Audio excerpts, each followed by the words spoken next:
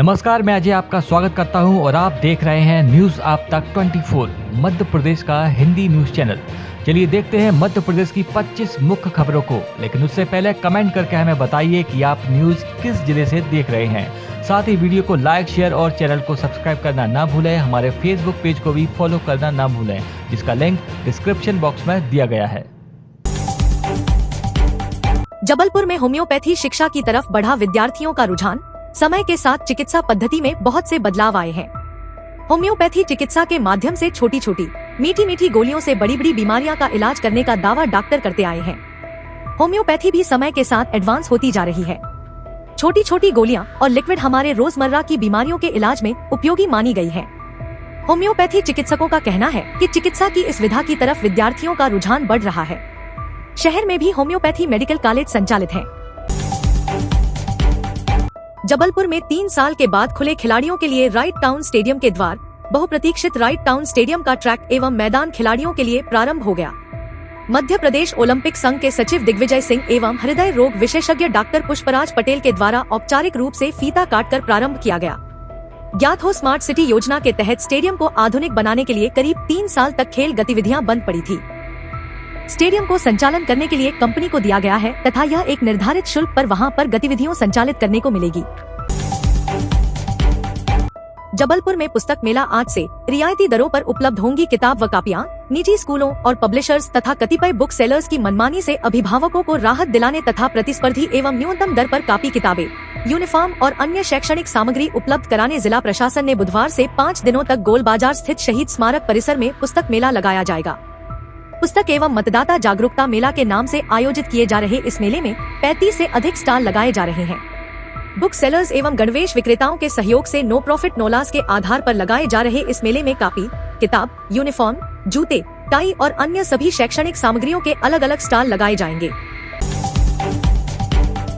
सोने चांदी के भाव में तेजी बरकरार, तोड़ रहे सारे रिकॉर्ड। भारतीय सराफा बाजार में 9 अप्रैल 2024 को सोने का भाव अपने उच्चतम स्तर पर पहुंच गया है।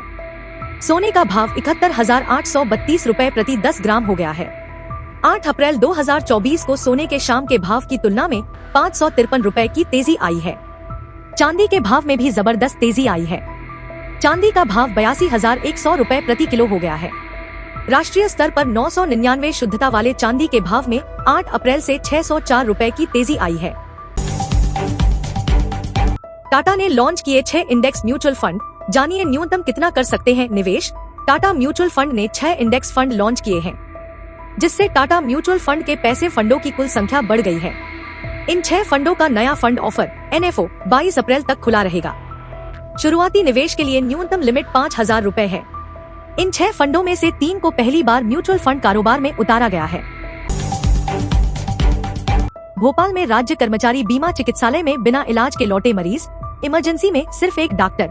शहर में रायसेन रोड पर सोनागिरी में स्थित प्रदेश के सबसे बड़े राज्य कर्मचारी बीमा अस्पताल में मंगलवार को मरीजों को बिना इलाज के ही वापस लौटाया जा रहा था।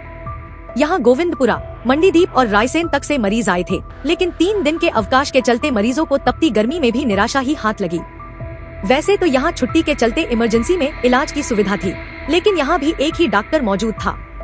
बता दें कि इस अस्पताल में कोई विशेषज्ञ डॉक्टर नहीं है। सुविधाओं के अभाव में मरीज भी कम आते हैं, जबकि सरकार हर वर्ष करोड़ों रुपए गोविंदपुरा, मंडीदीप के हजारों श्रमिकों से लेती है, फिर भी बेहतर इलाज नहीं दे पा रही है।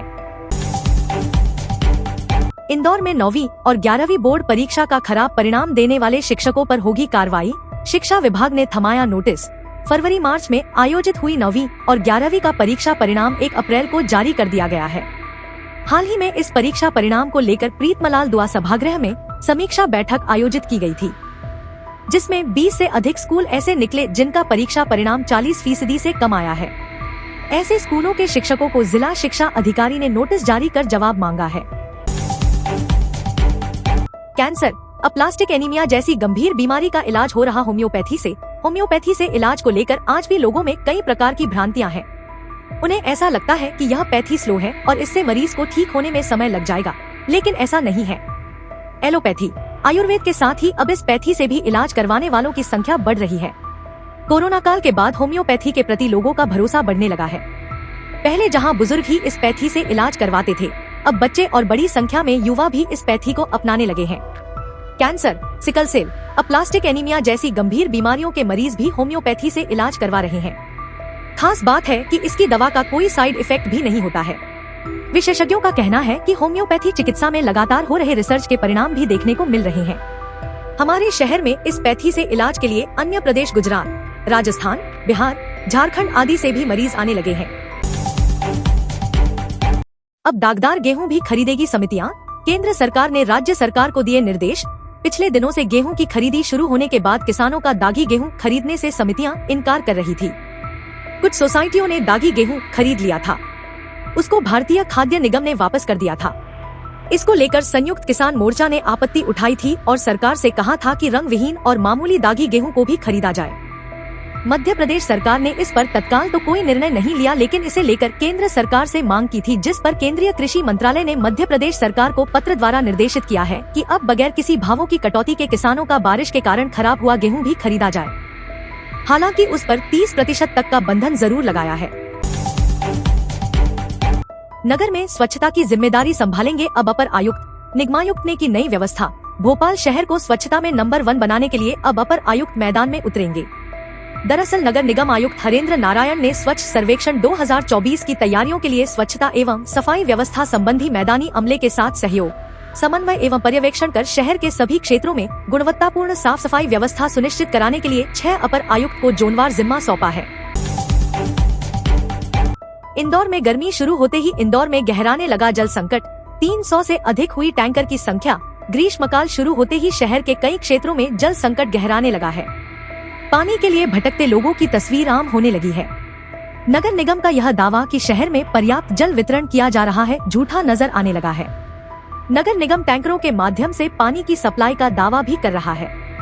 यह व्यवस्था कितनी कारगर है यह तो समय ही बताएगा, लेकिन फिलहाल नगर निगम द्वारा संचालित टैंकरों की संख्या 300 के पार पहुंच गई है। इनमें से सिर्फ 87 टैंकर ही नगर निगम के हैं। शेष टैंकर नगर निगम किराए पर लेता है।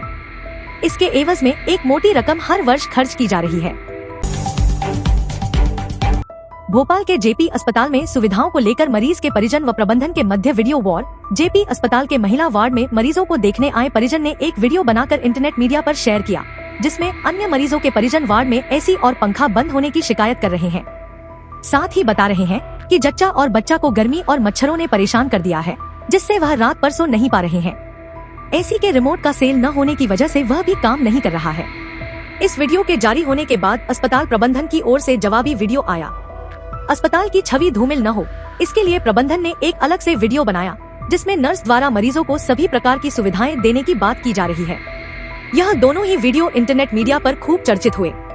मरीजों के परिजन और अस्पताल प्रबंधन के बीच वीडियो बनाने का खेल पिछले 2 दिनों से चल रहा है।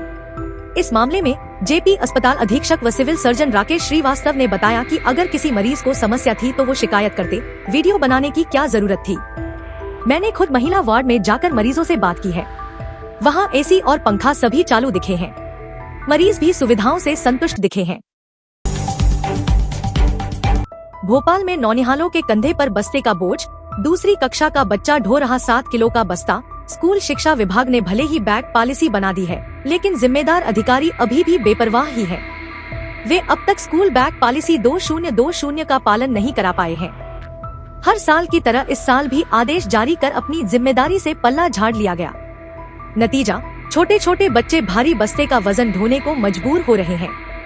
एक अनुमान के मुताबिक दूसरी तीसरी कक्षा के बच्चे करीब 7 से 8 किलो का वजन ढो रहे हैं, जबकि नियमानुसार यह वजन 2 से 2.5 किलो का होना चाहिए। बता दें कि बस्ते के वजन को कम करने के लिए करीब 2 साल पहले सितंबर 2022 में स्कूल शिक्षा विभाग ने दिशा निर्देश जारी किए थे, लेकिन पालन अभी तक नहीं किया जा सका है। हालांकि 2-3 स्कूलों ने जरूर प्राइमरी कक्षाओं में इस पॉलिसी को लागू किया है।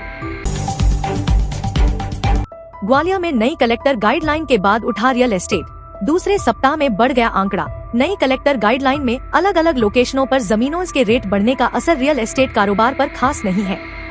यही कारण है कि अप्रैल के पहले सप्ताह में नई कलेक्टर गाइडलाइन लागू होने के बाद 1-2 दिन तो कम रजिस्ट्री हुई, लेकिन इसके बाद प्रतिदिन आंकड़ा 200 पार कर गया है।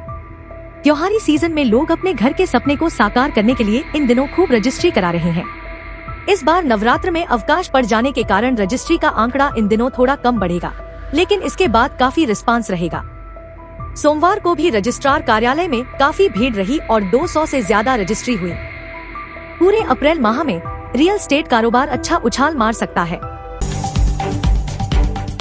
श्वान प्रेमी है तो पंजीयन कराइए, अगर किसी को काटा तो आप होंगे जिम्मेदार। ग्वालियर में आवारा श्वान के टीकाकरण और बधियाकरण में बाधा बनने वाले श्वान प्रेमी का अब नगर निगम पंजीयन करेगा।